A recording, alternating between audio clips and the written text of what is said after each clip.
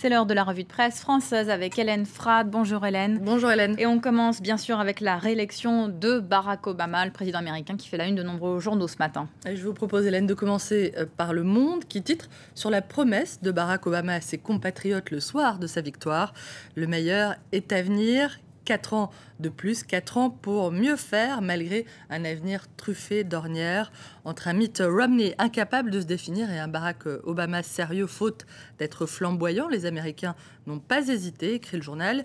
Ils ont renouvelé leur confiance au premier président noir de l'histoire du pays et refusé la dérive fondamentaliste des républicains. Le président démocrate et les élus conservateurs condamnés donc désormais à travailler ensemble. Barack Obama va devoir réunir un pays plus que jamais divisé, repartir au combat, annonce Libération.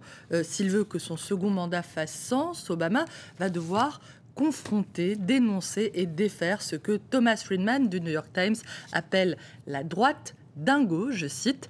Avec Obama, les Américains ne se sont pas convertis au socialisme, comme les en accusaient les républicains, mais devant la violence de la crise, ils ont pu mesurer l'importance du système de santé, le besoin de réguler davantage le monde de la finance. C'est ce que nous dit La Croix ce matin.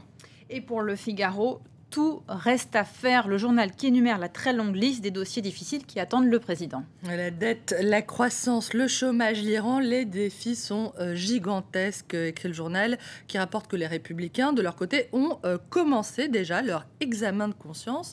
Les critiques auraient d'ailleurs fusé dès le soir de la défaite, les uns soutenant que Mitt Romney aurait dû mener une campagne plus conservatrice, les autres regrettant que le candidat n'ait pas adopté un positionnement plus centriste, ou plutôt qu'il n'ait pas fait suffisamment tôt. Si on veut élargir notre assise électorale, nous avons besoin de dirigeants qui se montrent plus conservateurs sur le plan fiscal, mais libéraux sur les sujets de société, et non l'inverse. C'est ce qu'explique très bien un militant dans le Figaro, le journal qui explique aussi comment le poids de la clientèle habituelle des républicains, des blancs plutôt âgés qui vivent dans des zones rurales ou dans des banlieues, comment cette clientèle-là décline au fur et à mesure qu'augmente celui des minorités, notamment de la minorité hispanique.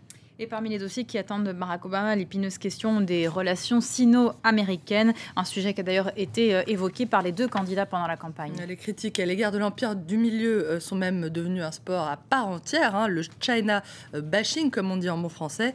Mitt Romney a beaucoup reproché à son rival de se montrer trop faible vis-à-vis des Chinois, mais les Chinois eux-mêmes ne considèrent pas qu'Obama a été trop faible. C'est Kenneth Libertal, un ex-conseiller de Bill Clinton, qui l'affirme dans Libération. Il explique que ce que Pékin aimerait surtout, c'est que l'Amérique reconnaisse que les rapports de force en Asie sont en train de changer et que Washington lui accorde enfin un rôle plus important sur la scène internationale et que les États-Unis s'éloignent finalement de ce que ces dirigeants perçoivent comme une stratégie d'endiguement de la Chine.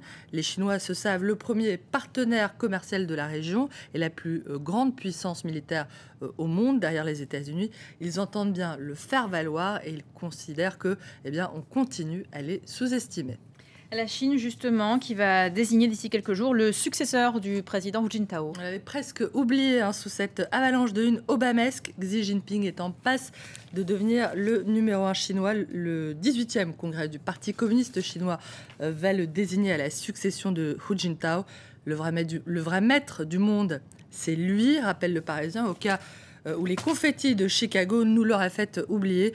Xi Jinping, Hélène, 59 ans, que le journal décrit comme un homme énigmatique, aurait un atout charme en la personne de sa femme, évidemment, la célèbre chanteuse Peng Liyuan, car oui, Hélène, la Chine a elle aussi sa Carla Bruni.